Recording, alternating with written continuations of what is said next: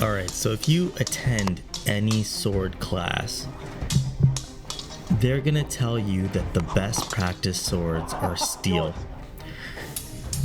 However, wood for a long time has also been used and is a great material for practice swords as well.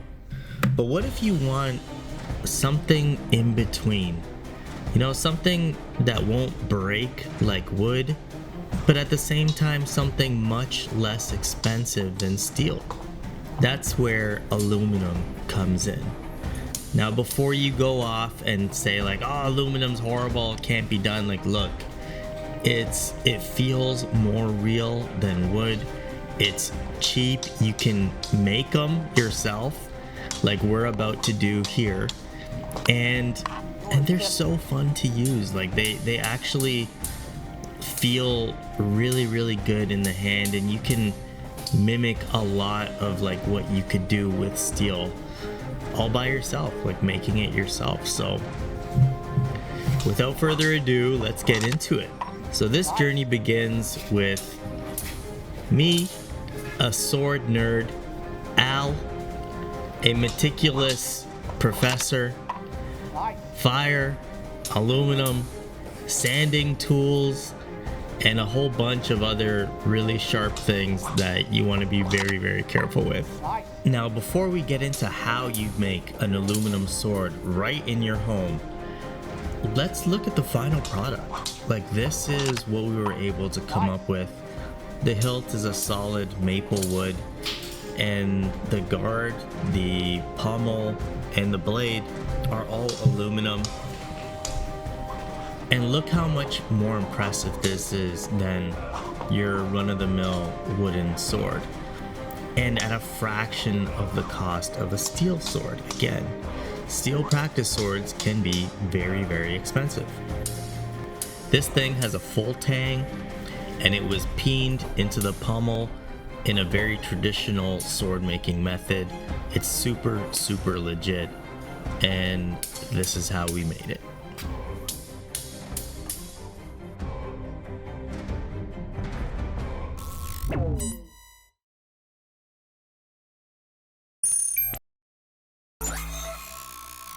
I'm going to start by just rounding that corner, because if I take the sharp corner and jam it into the sandpaper, it cuts a groove in the sandpaper.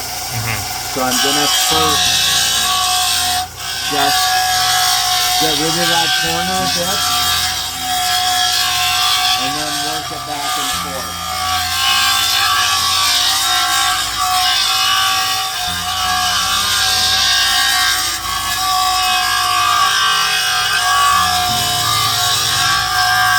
I'm just checking the alignment right now to make sure that that's okay.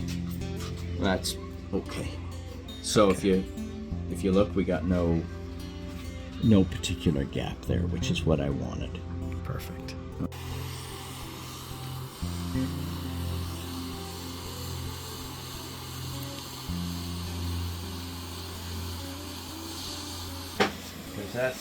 Because this is the hidden side. Okay. So when this is hot enough, and I put the braze on it, the braze will just melt in place and get that a little bit hotter. You have to have both the guard and the tang hot for the metal to go, for the braze to go to it, or the solder. It's technically braze, but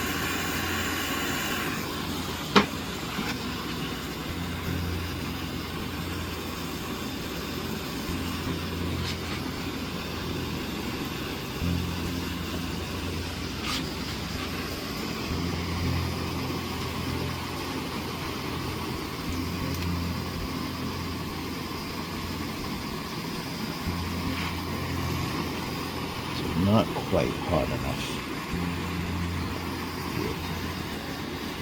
So the actual guard and tang need to be heated up. Yes, you have to heat both of them. And this, whoops. Would These you say propane torches are on the edge of this, being able to do this nicely. Okay. So Would you say this is stronger than epoxy? Oh yeah. So what you want to do is you want this to whip into that channel. Yeah. Between the two pieces, not just sit on top. I'm making a heck of a mess down here. Oh well, that's a. I see. So that's what the wet paper towel is for. Gotcha. Okay, I'm gonna do just a little bit on this side.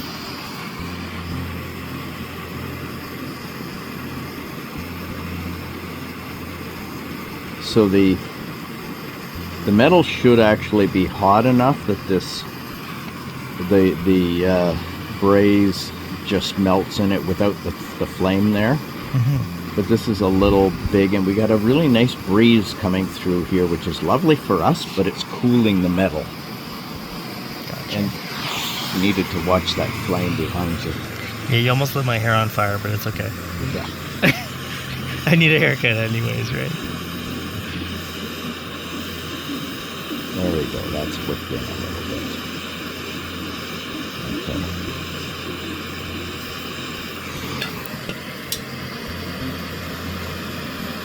Good. See that? Oh, are you still doing okay? So what we're saying is when I spray the steam over here, this is so hot it kind of vaporizes and you don't really notice it, but over here it's cooled a little bit more. So now when I spray it, and as it cools, see how this part seems to stay dry because it's so hot that it's just instantly vaporizing the water. Cool. If there is a gap here between two hard surfaces like that and you just can't get rid of it, one thing you can do is use something like a resilient material, like I use leather, and you make a little spacer. So the leather goes on there. This was cut for a different sword, but the leather goes in first. You soak the leather with epoxy, and then put that on, and the leather squishes to conform, and then you end up with this, where you have the leather there and you have the leather here. These haven't been polished up nicely yet, but there's the leather acting as a spacer there between materials. Cool. So there's the leather between the two pieces of wood. And it's a design feature, but it also covers a multitude of sins. Especially for something like this, where the maple here was being fit between two fixed pieces. It gave a little more room for adjustment. Cool. Because of the compressibility. Nice. Okay. Put it on, and then I'm going to switch this vertically. Okay. Okay. Okay, gloves.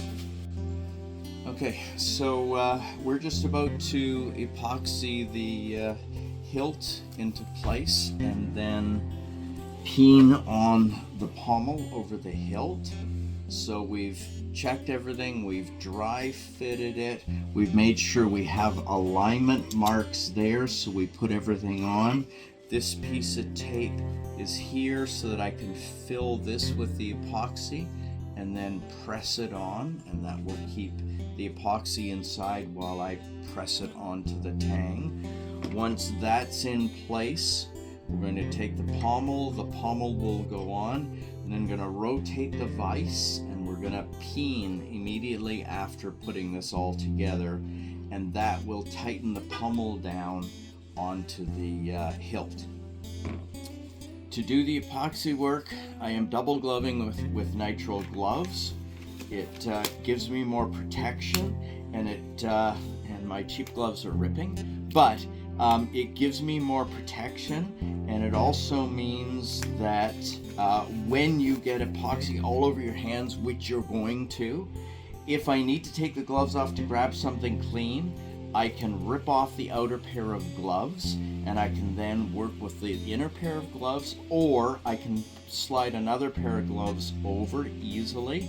The worst thing is after wearing rubber gloves, taking them off and then trying to put another pair on immediately, because your hands are all sweaty and you can't get on. Especially, we only have 5 minutes. This is a 5-minute epoxy, so we got to get this together quickly. I'm not going to have time to be mucking around with gloves. We've pre-measured 2 batches of epoxy over here. So I'm using a 1/2 teaspoon as my measure. I did the part, whichever this is, part A, 3 measures first. Now I'm going to do 3 measures of part B. Mix them together. I have 2 more measures of part A in another container there, so that if I need additional, that's already measured out. Again, 5 minutes, so you want to be prepared. I do the A into the container first because it's clear, and the B is a little bit yellowish, so it just makes it a little easy for me to remember which is which and what I've done. Mix this pretty thoroughly. Again, 5 minutes, don't spend too long. By the way, what I'm using to mix it here is sticks from Haagen-Dazs ice cream bars, which work really, really well for this. And you have to produce them by eating the Haagen-Dazs ice cream, which to me is just double bonus.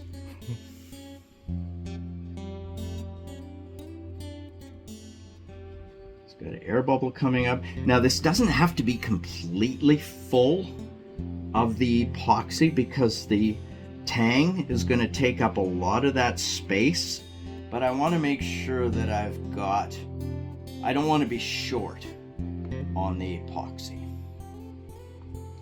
because I want to make sure that all of the space is filled. Okay, and that seems to be pretty good.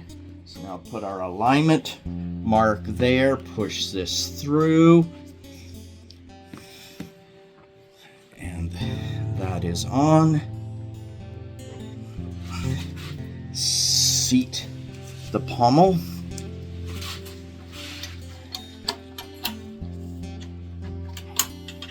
Now I'm going to rotate my vise just because I find it easier to do this vertically.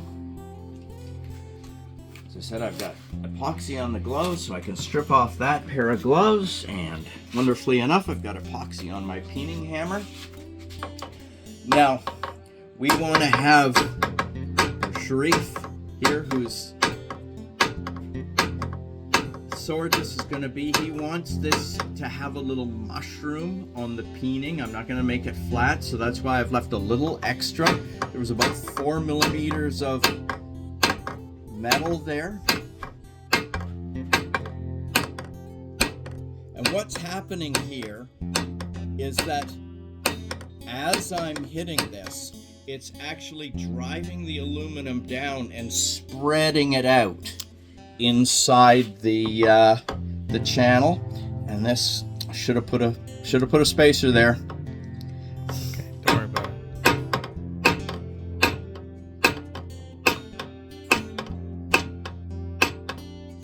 So the peening is not about whacking away at it hard.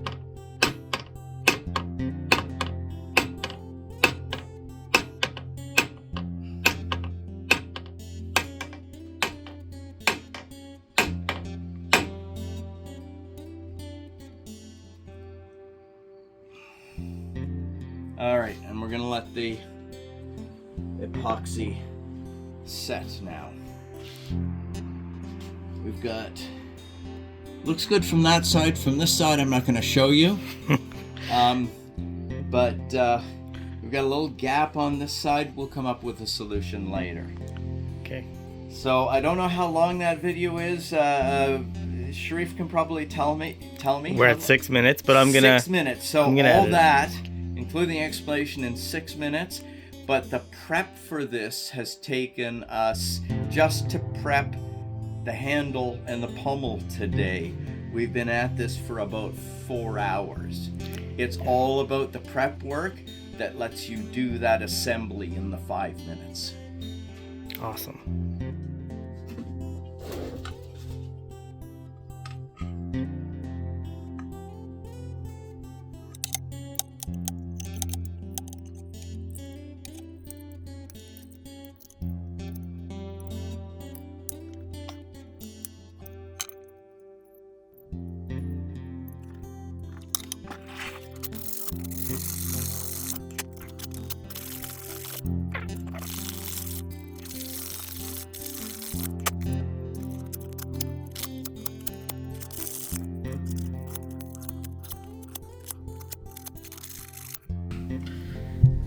All right, everyone, thank you so much for watching how we made this aluminum sword.